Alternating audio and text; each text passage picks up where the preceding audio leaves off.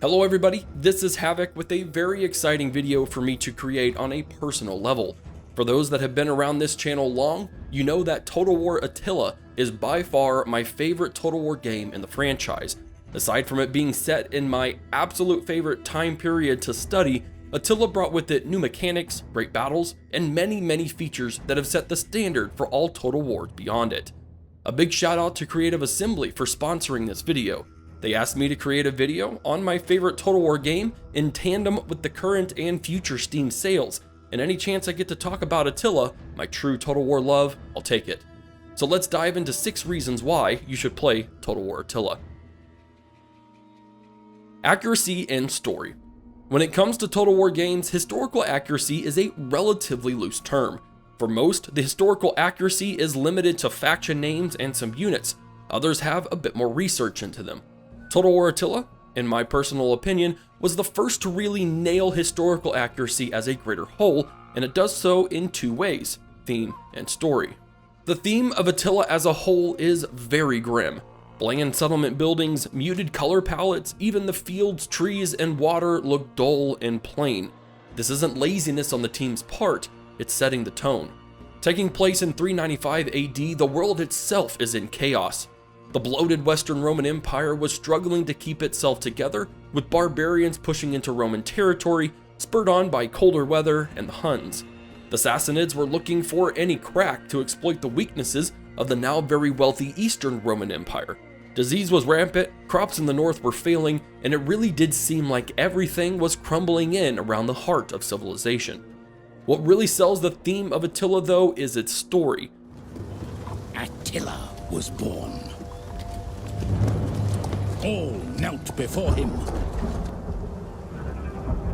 for they knew he would devour the earth and set on fire the foundations of the mountains. Total War Attila was the first Total War game to push the narrative story, staple of which we now see in every single Total War game since. This narrative does take away from the previous free-for-all feel of Total War in a sense, but it does lend itself to historical accuracy and created a shifting sands gameplay style.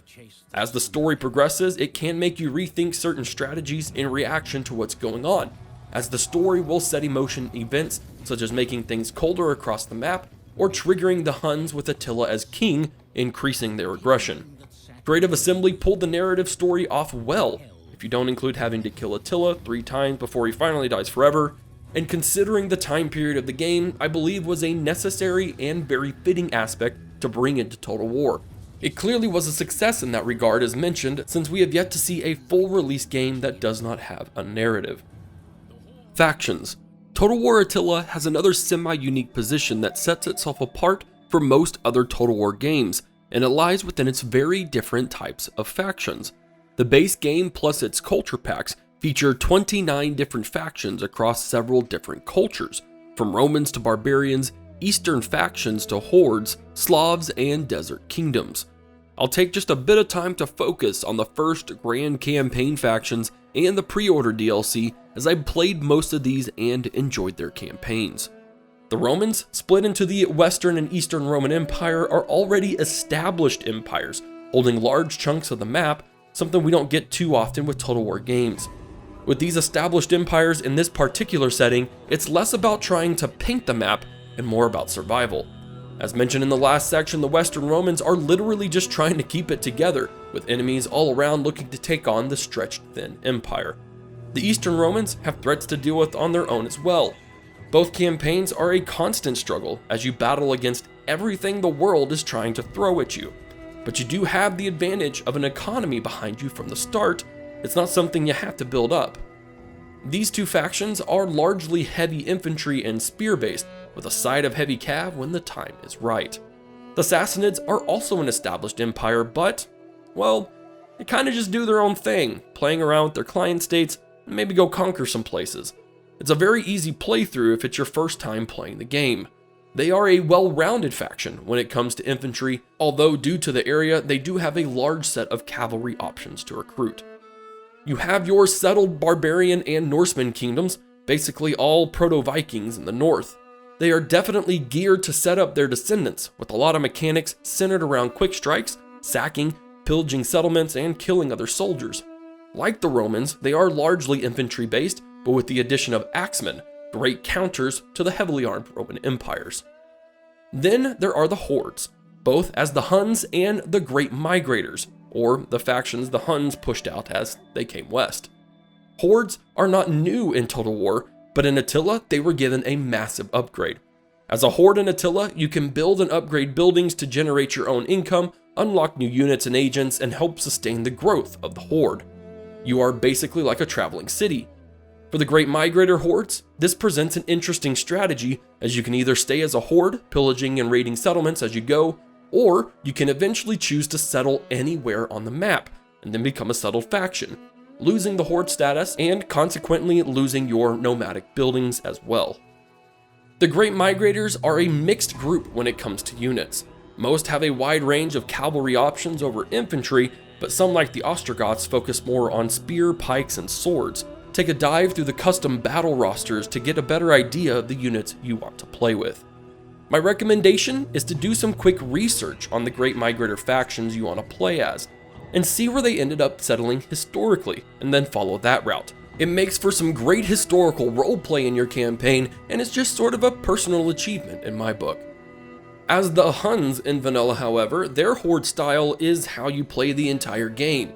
The Huns cannot settle without the help of mods. Not only that, but they get some debuffs to their economy when two armies are in the same region. So you have to play them a bit differently. There's a bit more planning if you want to keep the armies closer to each other. Or you can split off to different parts of the world and hope for the best. They are almost completely pony based, meaning horse archer spam and heavy cav spam is very real and very necessary. Overall, the faction selection is great. There is a very decent variety in both gameplay mechanics and in unit selection that allows for varied gameplay suited to a wide range of playstyles. New mechanics at the time. Despite a lack of official support from CA during its prime, Total War Attila did present a lot of new mechanics to the Total War franchise that have resonating effects through future releases. Siege escalation is by far the biggest, followed closely by fire being able to spread from building to building. With siege escalation, the longer you besieged a settlement, the worse that settlement became. Siege long enough and holes would appear in walls, buildings would be burnt to the ground, and those units inside would see morale losses depending on the percentage of the settlement that was destroyed. It gave a great incentive to hold a siege beyond building siege equipment, as you could just wait long enough and you could rush the openings through the walls. Fertility, food, and climate were all new as well. Fertility was directly tied to how much food was generated from various farm types, giving incentives to build farms in very specific regions of your empire. Food itself wasn't necessarily new, as we had it in Rome too, but in Attila it was expanded to work similar to money, where there was a generated rate and an expended rate, though it didn't stockpile. Having a negative food income generated unrest throughout your provinces and caused attrition for all armies, something you desperately wanted to avoid. And climate affected all of that. As the game progresses and it gets colder, regions in the north lose their fertility, forcing the Proto-Viking factions south if they wanted richer farmlands. For Attila, religion was brought into the mix, not for the first time, and culture was shaken up a bit. With religion, it was more for affecting public order than anything else, although factions like the Huns got benefits from fighting against Christians specifically, and in Attila you could convert to a new religion if a majority of your empire followed it. I've never been able to pull that off though, and it's been mostly reserved for AI events. Culture didn't matter so much in terms of public order, but it did have big effects on battles. Several army traits gave morale buffs when fighting against other cultures, although it's interesting that this didn't extend to religion as well. Guess they're saving that for Medieval 3. Governors were new as well, and it added just a tad bit of depth to province management, as their traits and equipable items could have an impact on public order, corruption, or the economic capabilities of certain buildings. And of course, I have to throw in the hordes in this section as well. They did really shake up the Total War system in a great way for this game, and it is no coincidence at all that we see Chaos follow this system in Total War Warhammer 1 a year later, almost to a T. Battles and sieges. The battles in Total War Attila are another big seller for me. Considering the theme of the game, most of the battles you will play follow that dark, grimy despair feel to it, and alongside the muted color palettes of the units themselves, you get a gritty, dirty, and gruesome battle in this game. You lose that with later titles. Seeing heads fly and limbs cut off with bright, colorful things all around you just doesn't have the same effect. Attila was also the last full historical title to really see any weight tied into units. While not perfect by any means, units clashing had impact. Cavalry hitting troops didn't fly 100 feet away or 20 feet into the air, and generals, no matter their prowess, still just hit like a normal soldier. The battle pacing was solid, with speeds very manageable for actual battle tactics and not a microfest to pull off the fastest response time. Moving to sieges, the combined effect of siege escalation and battle AI made sieges in Attila some of the best in the franchise. Again, not perfect, but the AI did seem to have a much better pathfinding knowledge of settlements than in later titles, and did a fairly good job of using as many pathways as possible to get to you. Siege battles were some of my favorites in Attila, and there's nothing quite like seeing pillars of smoke everywhere in this dim, depressing setting to give you a real end-of-the-world feel. UI.